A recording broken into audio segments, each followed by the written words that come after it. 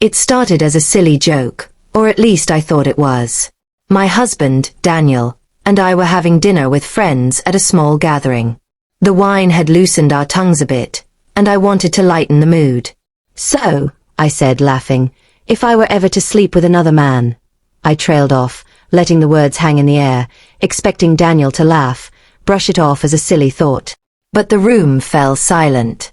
His face changed instantly, a mixture of shock and hurt that I hadn't anticipated. The smile I expected to see wasn't there. Instead, he looked at me in a way I had never seen before. Distant, cold, and final. I tried to continue the joke. "I'm just kidding, of course." But the words felt weak, hollow. The tension in the room was thick. Friends shifted uncomfortably, unsure if they should say something or pretend they hadn't heard. Daniel didn't say a word. He pushed back from the table, grabbed his coat, and left. I laughed nervously at first, thinking he would come back in a minute.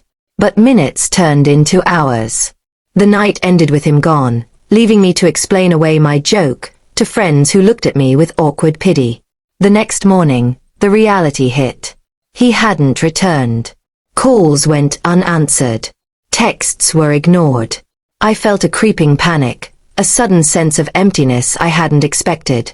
As I sat in the quiet apartment, I thought about our marriage. We had been together for 8 years, building a life, sharing dreams, supporting each other. And yet, one careless joke had shattered the foundation, or at least the way he perceived it. Friends offered advice. Maybe he's overreacting, or he'll come back once he cools down. But I knew deep down that this wasn't just about a joke. It was about trust, about respect, about understanding boundaries. I had misjudged how deeply he valued fidelity, even in jest. Over the following days, I tried reaching out. I wrote letters, left voicemails, sent texts. Some were apologetic, some explained the context, some admitted my carelessness. But he never replied. It was in that silence that I began to understand something important. A relationship isn't just about shared memories or good times. It's about honoring the values and feelings of the other person. My joke had crossed a line I hadn't realized existed. Weeks later, I sought counseling to understand myself, to unpack why I had made such a thoughtless remark. The sessions were painful, uncovering patterns, insecurities, and moments where I had taken his trust for granted. I realized that emotional carelessness can be as damaging as intentional betrayal. I also began reaching out to friends and family for support. Their perspective helped me see the situation more clearly. Daniel's reaction, though extreme, was rooted in his values.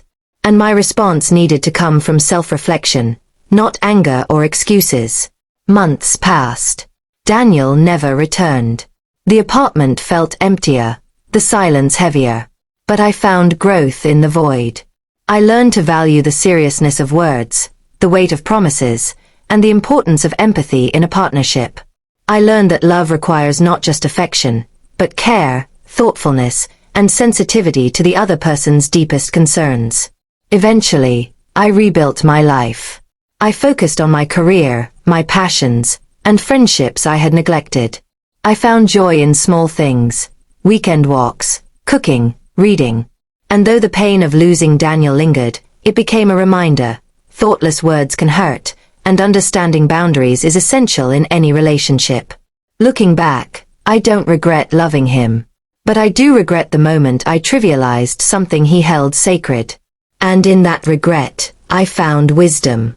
I learned that some actions, even unintended, have consequences that cannot be reversed.